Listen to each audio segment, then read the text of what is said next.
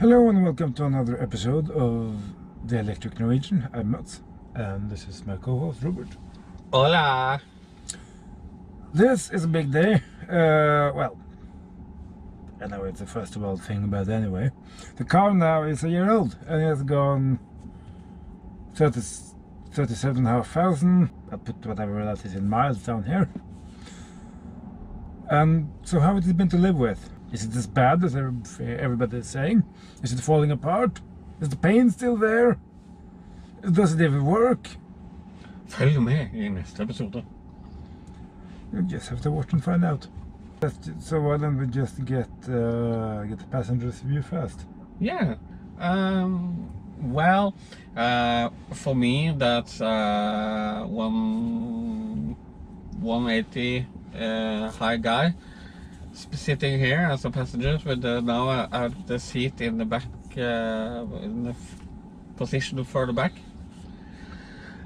I think it's quite nice to sit here. It's good seats. We drove the car for 5,500 kilometers this summer and I didn't complain.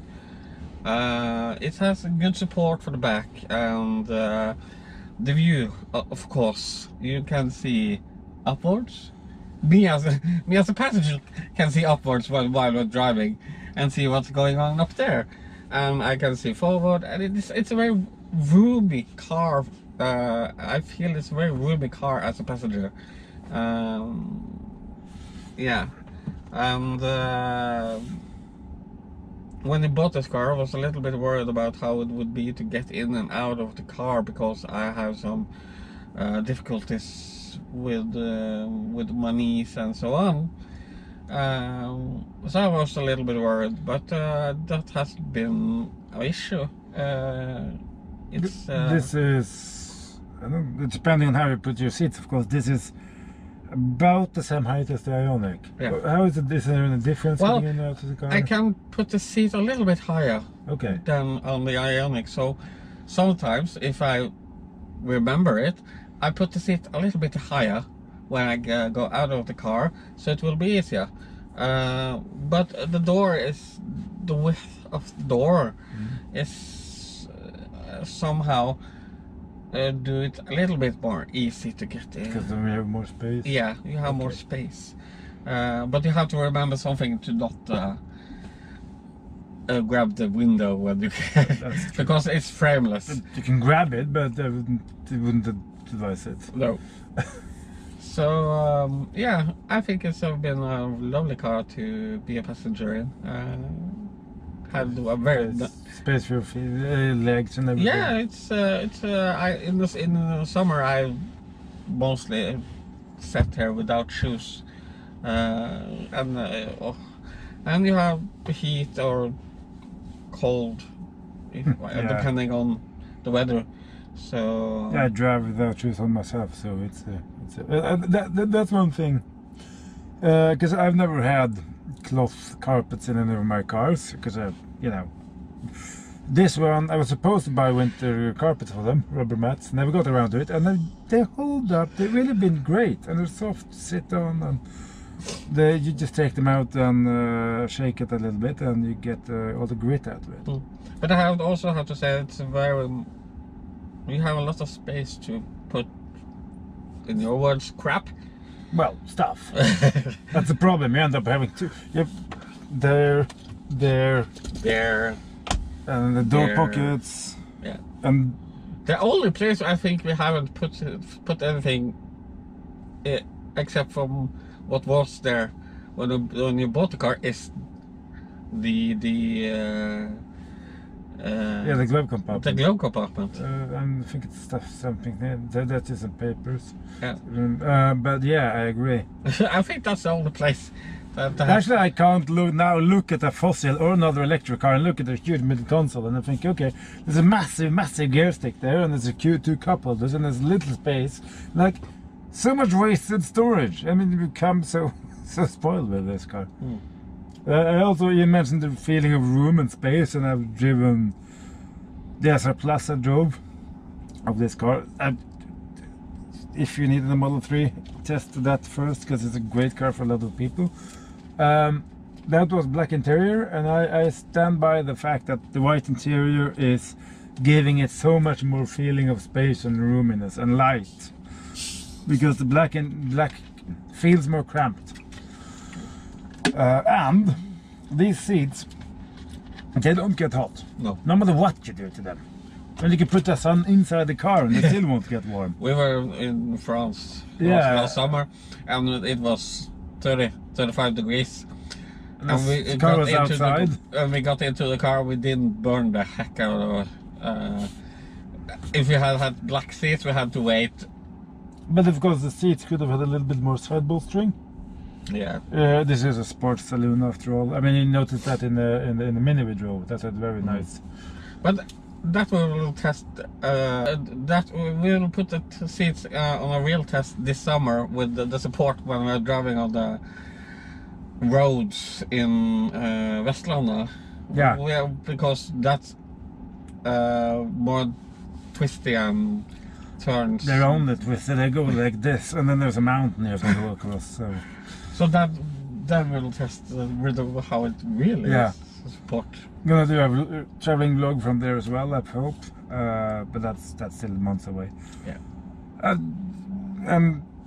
Upkeep of the seats. I'm not the most pertinent person in the world, but there's nothing. They're just as fine as the car was new. I mean, maybe if you go over the driver's seat with a fine-tooth comb, you might find some discoloring, but it's negligible at best, really.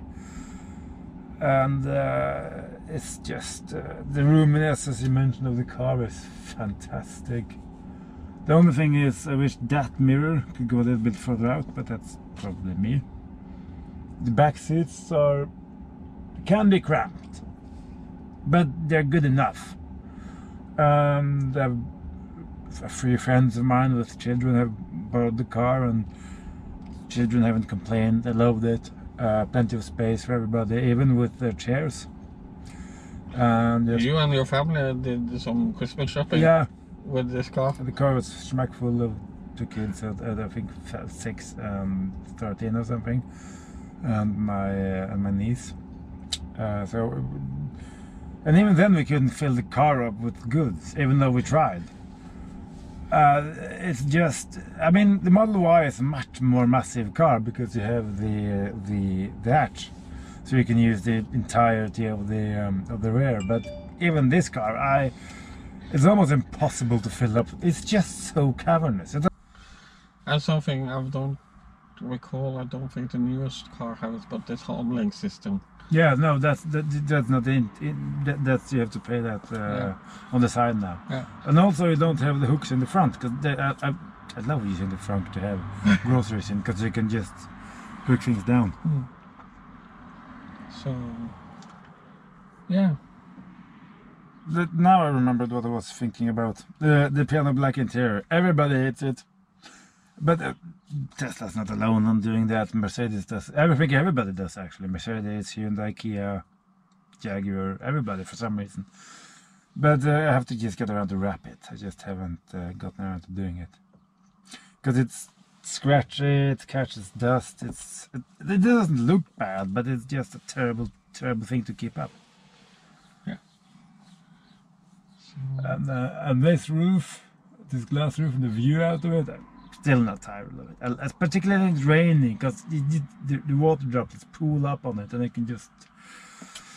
It's a really nice place. And we've gotten Sentry Mode for free. We've gotten 10% more power for free. We've gotten Netflix and YouTube for free. Games. And your games and stuff. And I mean, that's... I mean, and for any other car, you'd have to buy a new car. I mean, just look at the Ioniq, for instance, the old one to the new one, you know. You would have to buy a new car for that. Yeah. Well, we don't have to, because they continue to iterate on things. And Autopilot has become better. Not perfect, but it doesn't try to kill you as often as it did in the beginning. Now I can almost tell on the 4 things that kicks out on. So, yeah, I don't think there's much more to say. No. There haven't been much fault with the car. Service is good. Plenty of space.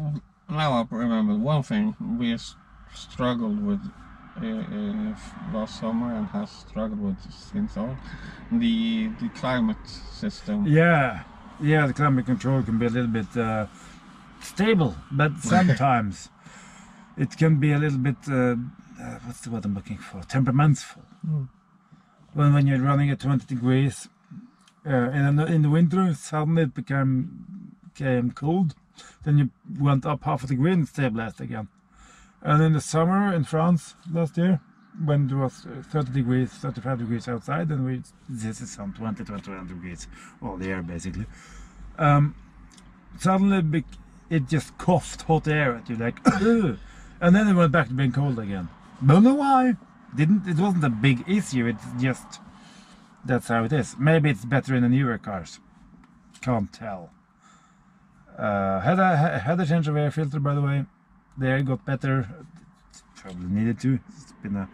It's only a year old, but it's gone distance of maybe a 2-year-old car for some. So if you want a Tesla after all this, then we'll have my referral code down there. I do recommend it. Yeah, you get 1,500 kilometers for free. I do recommend to buy a car, not because of the kilometers, but because of the car and what you get. But it's also nice to have some free superchargers when you need but it. But if you want to consider the SR first, and then see if you really need to put extra money for the extra range. But for most people, the SR, the standard range, is more than enough. Yeah, consider what you need, and yeah, it's probably one of the most fun EVs you can get out there, particularly with this range. It's gonna be. It's been a good year. Hopefully, the next year is gonna be as good. Not driving as much. I have to stop driving so much. You said we want to drive the whole western side of the country this summer. Yeah, I know. So we're going from south to the north of the western side. So, yeah. That's it for now, I think. Be safe, take care, and keep your distances. Wash your hands. And all that. And see you in the next one. Bye. Bye-bye.